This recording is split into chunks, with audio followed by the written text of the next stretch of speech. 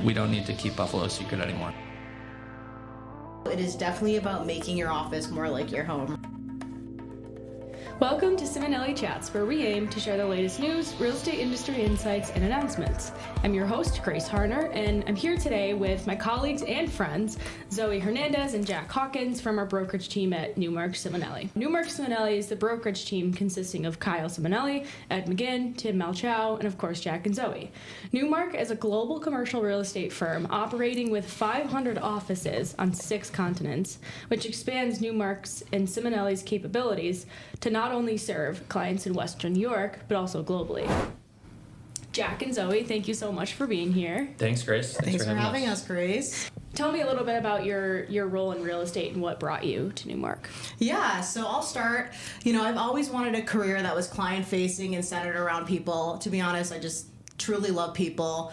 And growing up, I was really inspired by my mom, who worked in wealth management, and I loved listening to her client calls on the way to school. I seriously remember being 5 years old and shadowing these calls. And what I loved most about that was like the meaningful connections that she built with others, and it really inspired me to go into a client or people-facing position as well. And it kind of naturally led me to sales. And if I'm being honest, I'm a total reality show junkie, like absolute addict. And $1 Million Listing initially caught my attention. And of course, we see these stunning homes in Los Angeles and these luxury listings. And can't forget about that commission number they show on the screen. And over time, my perspective shifted. I had the opportunity, I was fortunate enough to travel a lot, and I really developed a deeper appreciation for architecture. And I realized real estate's not just about houses, right? It's about creating spaces where people can come together and even businesses can thrive. And after college, I interned with a large local developer, and that really solidified my passion for the industry. And I later met Kyle and the team, and to be honest, the rest was history. They're my family. I'd never leave. I'm really grateful to be part of such an amazing team. Love that. Yeah, so, growing up, I feel like I was always in the mix of it. I've had people that have known me for a long time always said that I was meant to be in sales. Both my parents are extremely personable. I feel like I can't walk into a room with, not someone else knowing who they are or recognizing me. And Jack, I have to add on to that if I can. When we go to lunch, everybody knows Jack. Like, Jack is the mayor of Buffalo. Yeah, so I can attest to that. This is true. Yeah. It's I take that from my parents a lot. My dad was, when I was younger, my dad was in sales, same company for 40 years, and he always had building plans and blueprints laid over our dining room table on the bed. I always kind of was very intrigued, and we'd go on sports trips for my athletics or my brother's athletics, and my dad would always kind of make it a part of that trip that he would see some things on the road when he was there. He covered all of New York State, so we'd pop into buildings, pop into schools, pop into jails, and so from an early age, that was really a kind of ingrained, just walking through buildings. And so from there, I went to John Carroll University in Cleveland, and there was a focus in real estate, but I got my major in finance and economics. I knew I didn't really want to be in front of a desk in a cube all day. I knew I was meant to be out in public and talking to people, and similar to what Zoe said, like client-facing. So I interned in college at a competitor to here, and I have been in the industry now for 6 years, and I love being able to be out there and be seen and talk to people, and every day is something new. So that's what I love about being in real estate. That's awesome. Thank you guys so much for sharing that. You guys are both Buffalo natives, and you chose to stay here, so I think that's also, a really important piece to add. And honestly, you guys are the dynamic duo of the brokerage team. We try. So I'm really excited to hear about, all you have to bring to the table, whether it's market insights, trends, or just a glimpse into the brokerage world. So just going into that a little bit deeper, what would be the rundown of your role for those who might not know? Yeah, Zoe and I are part of the brokerage team, like you mentioned. We are the transaction side of Ciminelli Real Estate. We are a third-party brokerage firm. We represent landlords, tenants, buyers, and sellers. So we're really kind of a part of all sides of the transaction. We're really kind of guiding our clients through the entire process. We've had a lot of people look at us as or we have people look at us like we're their in-house real estate team, especially for some smaller companies that don't have that or have the wherewithal to really go through those transactions.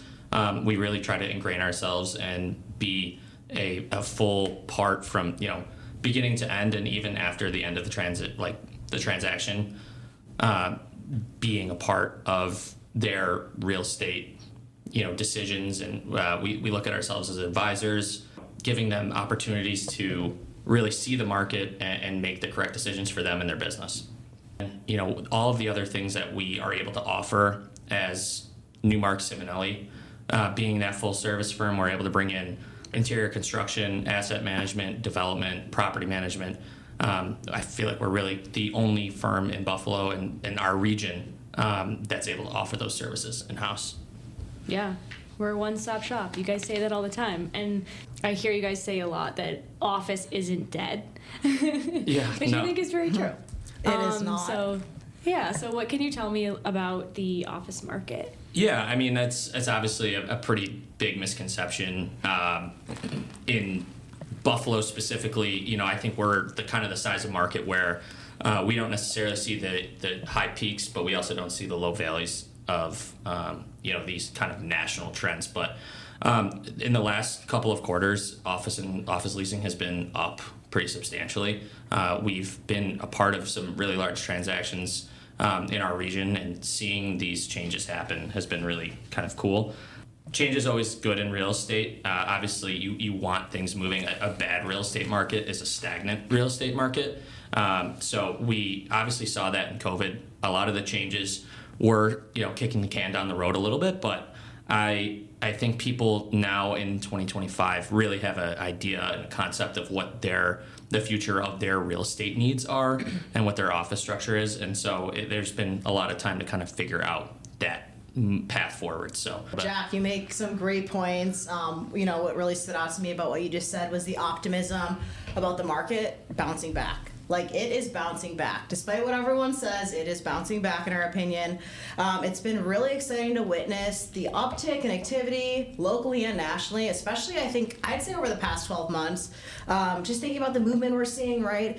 And what's exciting is that it's happening both in the city of Buffalo, as we're continuously building our city. We're really excited to see that, but also in the suburbs. And it's really an incredible shift to see. And all I will say is we are freaking hustling, okay? We are hustling, and it's exciting. And to build on, Jack, just some of the insights you just mentioned, and I just wanted to share this stat. I found it to be really interesting. As far as tenant demand goes, nationally, 40% of companies that are looking for space are actually completely new tenant requirements entirely that didn't even previously exist in the market, which is up from actual previous stats. And we have had the perception, as Jack mentioned, that it's maybe just about downsizing or short-term renewals, but that's not entirely accurate anymore. I know our team has recently completed at least a nice handful of transactions that have been 7 to 10 year renewals. I mean, that's a long term for a landlord and a tenant. So that's made us really optimistic, and companies are actually increasing their footprint, whether that's driven by growth or what the industry refers to as right sizing. Obviously, that's all about optimizing your space needs and space utilization. And a big point I want to touch on today, guys, and I know Jack can agree with me, probably the whole entire real estate industry can agree with me, is the flight to quality.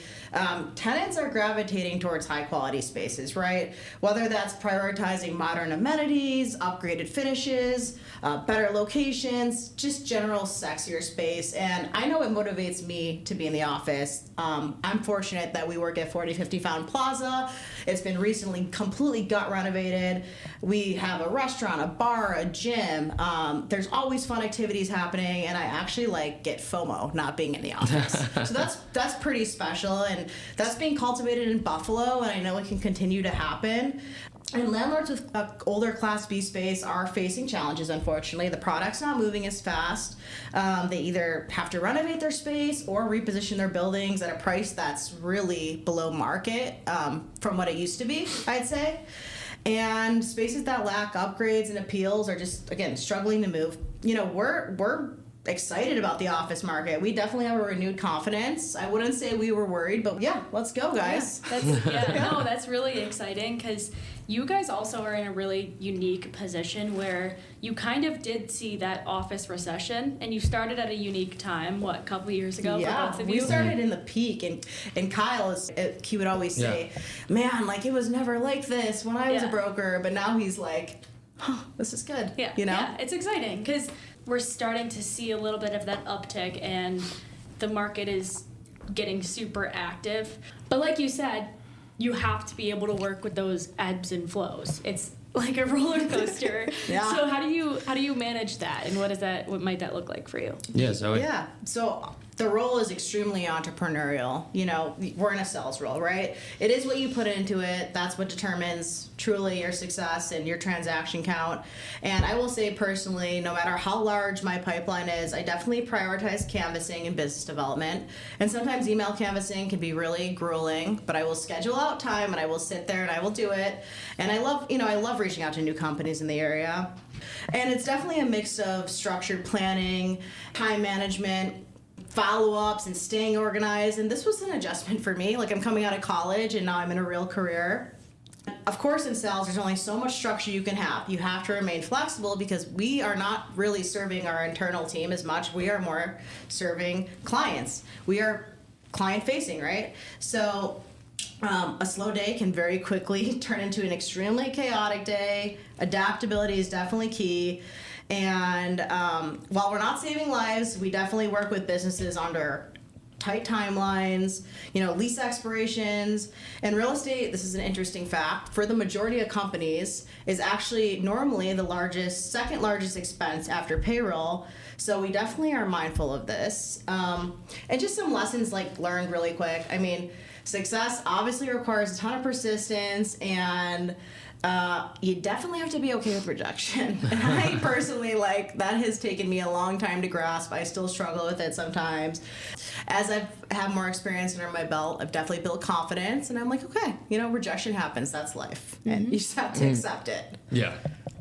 Getting into this industry at the beginning and not having a lot of structure is a tough challenge for some people to kind of grasp with. And what you'll learn too is that not a lot of our job is not in the 9 to 5 kind of standard working hours. There's a lot of time spent outside of the office, shaking hands and kissing babies is what people kind of like to, That's so accurate. But needing to do that, it's important. But overall, it definitely boils down to relationships with both clients and our team members.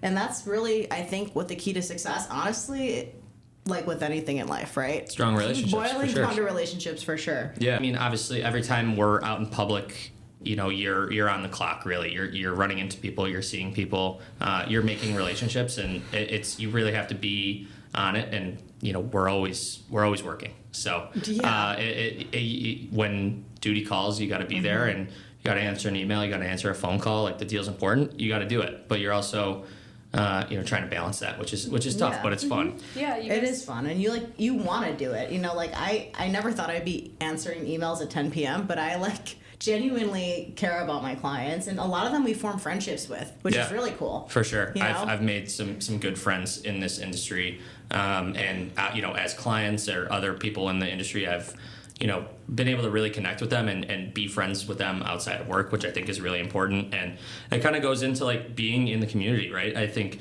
networking events are a vital part of our job. It allows us to connect in our community and stay engaged and be in front of the people that matter. But also too, one of the more rewarding aspects of the role is being able to foster those connections and going out and playing golf in the summer or going out and skiing and having these opportunities to be a valuable member of society and of the industry, I think is really important. Yeah, you guys are hustlers. You have the personality for it, for sure.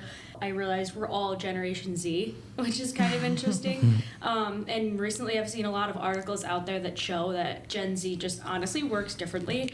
And I think given the fact that this is the first workforce with 4 generations, I think it comes together super nicely. You guys are a super nice representation of that. In addition, this produces solutions that honestly are relatable to a multitude of different audiences, no matter your generation?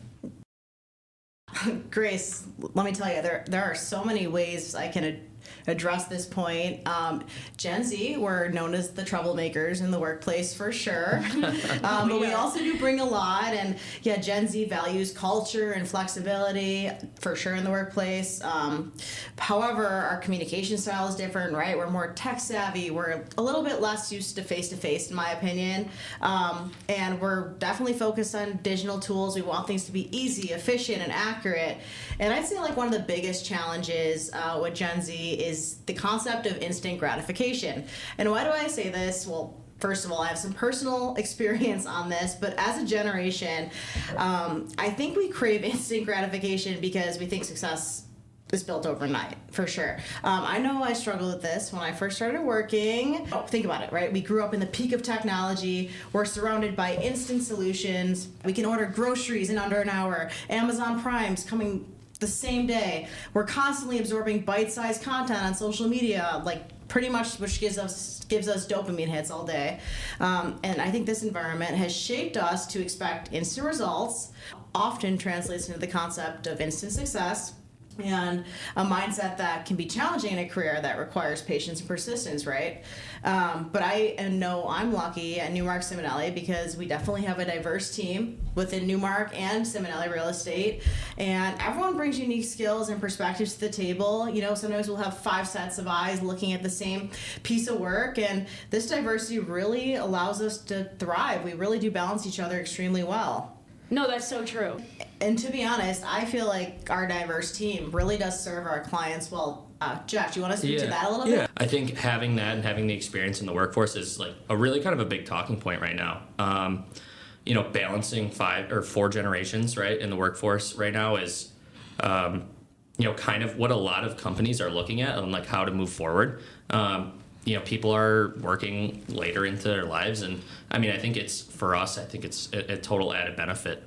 We've had people that have been doing this for a long time in our office and have seen a lot of the bumps in the road and have been able to help us kind of like navigate through that. Yeah, that was like, personally, Grace, that was such a green flag for me when I was like interviewing with companies, because I noticed how many people have been here for years and years. Yeah. And Jack, I know you said the same thing. And I think back to Jack's point, we are never going to be the smartest people in the room, and we know that, and we embrace that, and we love that. But we can walk down the hall to property management. We can walk downstairs to accounting. We can walk, we have so many resources, and we're so fortunate to be able to tap into those. And I think too, really like, not every time you're talking to a client is like a transaction. Yeah. Right. And a lot of times you're trying to like foster those relationships. And when you're talking to them, like now might not be the time for a transaction, but in owning property or being a tenant in property, like things arise. To be able to like go to industry experts and have them like be able to help a tenant out or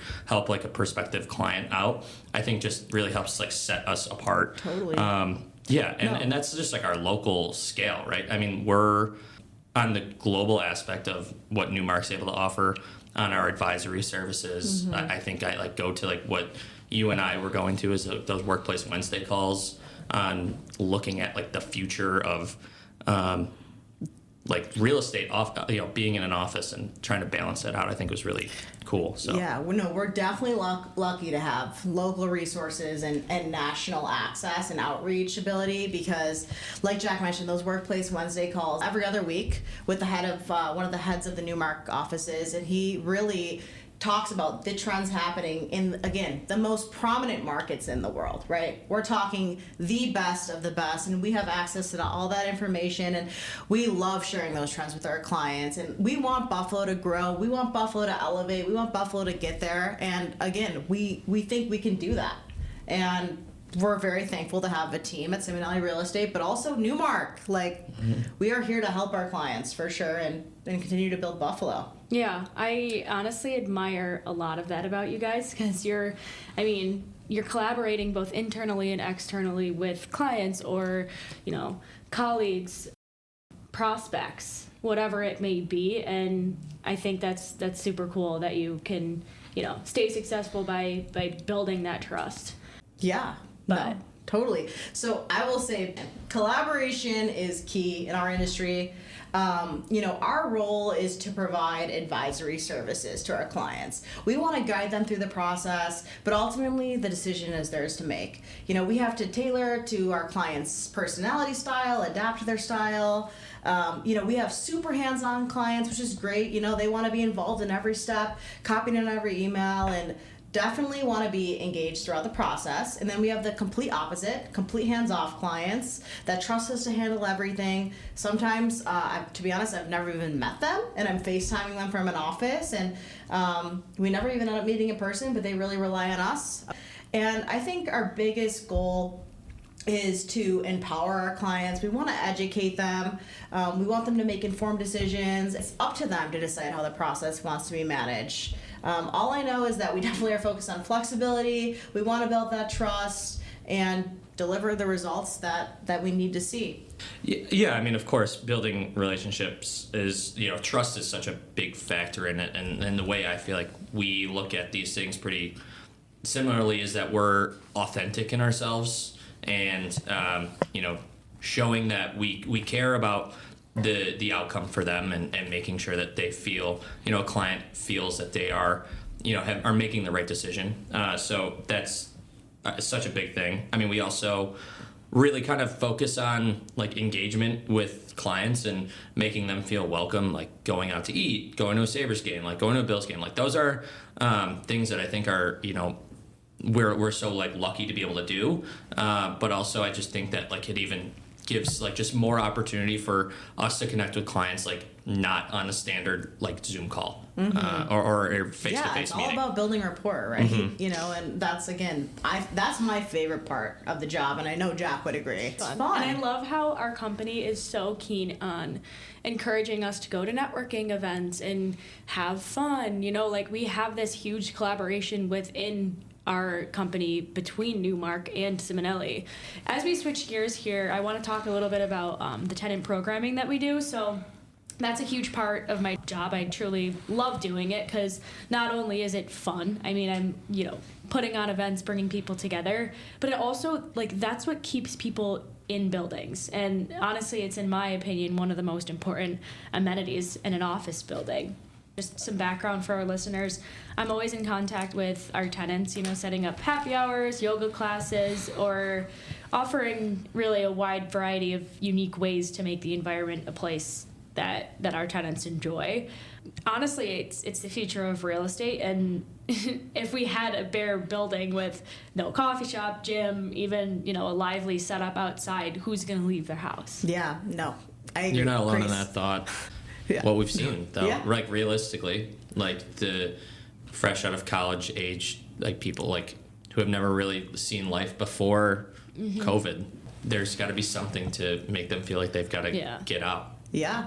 And Grace, it's so funny because I mentioned my mom earlier. She's actually at M&T, and she's across the street and literally loves the tenant events we do. She's like, oh my God, I would be in the office 5 days a week. She's like, are you serious? And I just think you do an incredible job at activating space. Our whole entire marketing team does.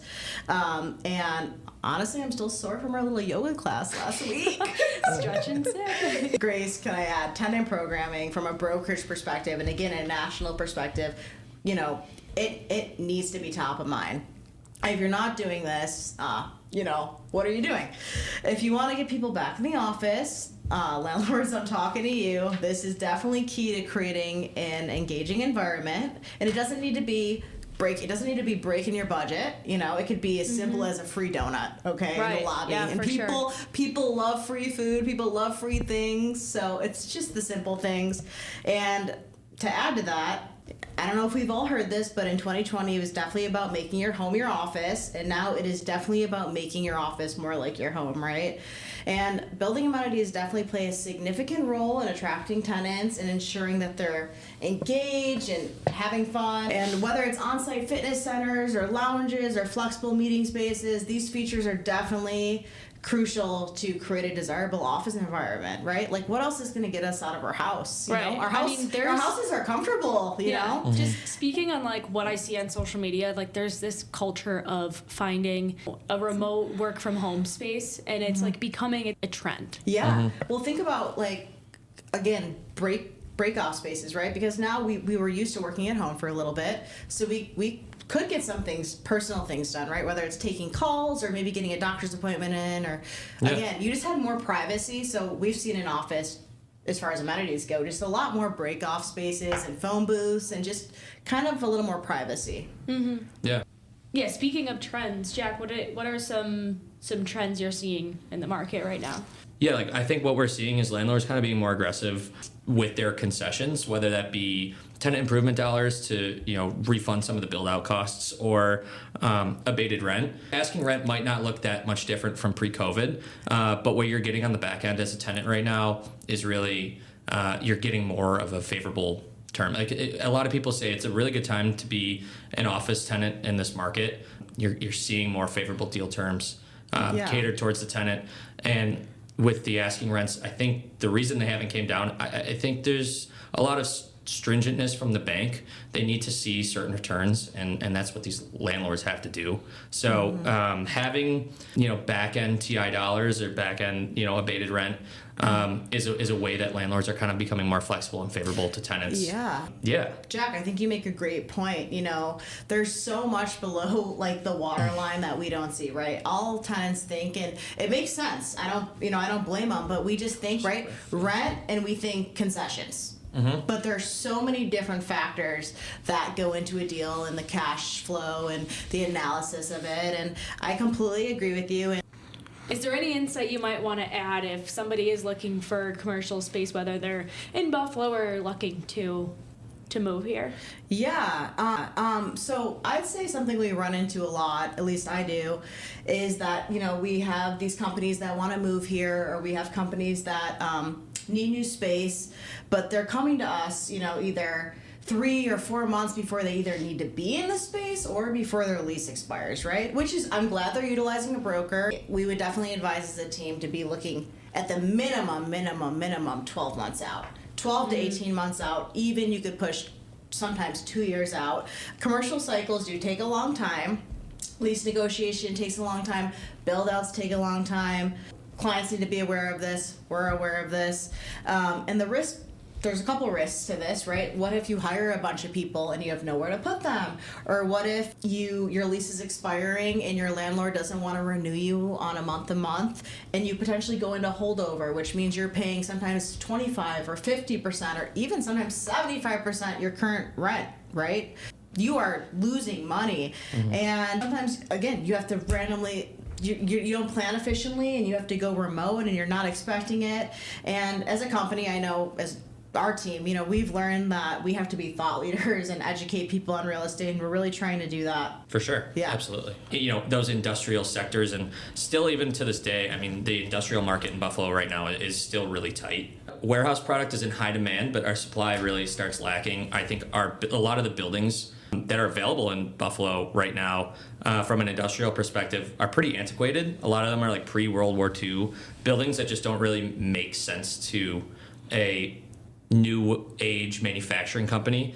But coupled with our location on Lake Erie and our proximity to Southern Ontario, I think is really kind of what's looking up into Buffalo. And we have a sense, and we're talking to a lot of people that are trying to break into our market. So from tech, professional services, manufacturing, warehousing, Buffalo's going to kind of be the place to be. What about for those who don't lease but own their asset?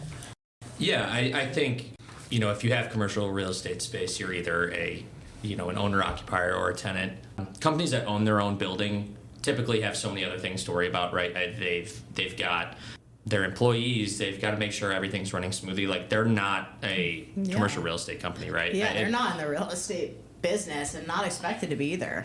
Yeah, and with that too, there's a lot of things kind of coming from like a property management perspective that they might not be aware about, or if they're handling it correctly, like knowing when to maybe replace the roof, like looking at other capital expenditures, negotiating like landscaping contracts or snow plowing contracts, like those things, like even too like getting a maintenance or a janitorial company to come and service the building. Like a lot of those things aren't necessarily remotely in the top like 15 things that companies are worried about on a day-to-day basis. So that's kind of a really nice piece that we're able to offer here is our property management team is one of the best in the industry. Locally, I think we cover 9 states, right? The Ciminelli has really expanded that piece of their business. So kind of having that, I mean, and the thing too, especially too, you own an asset, like these capital expenditures are expensive. If you're a tenant and you're in a multi-tenanted building and something happens with the roof, typically the landlord is covering that cost. And yeah, it might be split, in a couple of different ways to multiple tenants, but if you're an owner occupier, you're in that building yourself. So those become expensive. And so if you are looking at that from, a liquidity perspective, that's kind of what has been able to help us unlock some, money for owner-occupied buildings is, the potential for a sale leaseback. There was a case study that we've done and a transaction that we completed with Danforth here locally, where we unlocked like $45 million of value for them, looking at selling their building and creating value and opening up some additional liquidity. It's kind of a way that you could look at it for an owner occupier. But yeah, and that's like that case scenario is really the best of both worlds for all parties involved, right? Creates liquidity, landlord, the tenant in that case would lease back the space, landlord's in a good position. No, that's sweet. So that's something we definitely can help with. Yeah. You guys are firing me up. So what's next for the brokerage team? What can people look out for? Oh my God, we're excited. I mean, we have project-wise, there's a lot to come. We can't disclose yet, but truly like groundbreaking things for Buffalo, literally groundbreaking things for Buffalo. And can we talk about for a second, guys, what we're seeing in Buffalo with startups? Right? Like, This is exciting from a macro level. Like, historically, companies would move from Buffalo to LA or New York or Manhattan, but companies are coming here now, and Buffalo's the place to be. A lot of this we could definitely credit to 43 North and what they've done with cultivating startups and investing. And we have venture capitalists now who either live here or who travel through Buffalo constantly, but people see potential in these companies. But most importantly, I know we all can agree that they see potential in our people, for sure. And that has been incredible to witness. Yeah. So yeah, definitely Buffalo is the place to be. And if you're not here, where are you? Where are you? Where are you? Come here. Come here, get in here. A lot of people say like the Buffalo kind of renaissance thing is happening, and we're very lucky and fortunate that these firms, these tech companies, are seeing Buffalo as like a really viable place. Toronto, guys, right over the border, right? Like we have Southern Ontario, we have Toronto, we have Niagara Falls. Toronto, you're paying 4 or 5 times our rent easily. So I think those companies, tapping into those companies, do you want an American headquarters? Yeah, I think the future for us and kind of this team is our just continued growth. We have a really strong team with a lot of different backgrounds and a lot of assets at our disposal to be able to continue to grow. And I mean, Zoe, you harped on it, but Southern Ontario and Western and upstate and Central New York really is kind of being focused on right now from a national level of infrastructure improvement and growing companies kind of moving here. So I would think that is really kind of what the future holds. And you're right, there's a lot of really cool things that if you call us, we might talk to you about, but I wouldn't necessarily want to put on the podcast yet because I've learned in this industry you don't count chickens before they hatch. But we're really doing some really cool and interesting things, and I think that our team is kind of at the forefront of a lot of change that's happening in our market right now. Yeah, I think it boils down to getting Buffalo on the map. Like, we're really excited to work as a team with everyone in the community. We are seeing the fruits of our labor, and we are freaking excited. Yeah, I mean, we love our friends at Oxford Pennant, but yeah, we don't need to keep Buffalo a secret anymore. Yeah. Well, thank you so much, guys. And for anyone out there that has any questions, please feel free to check out their LinkedIn profiles right in the show notes. Jack and Zoe are incredibly active in the community, so, they love grabbing Come coffee. have a drink. You name it. Go Bills. Go Bills. Let's go. Thanks, Grace. Thanks, Grace. Thanks, guys. Thank you so much for listening. I hope you found this helpful. Please look over the show notes and be sure to look out for our next episode.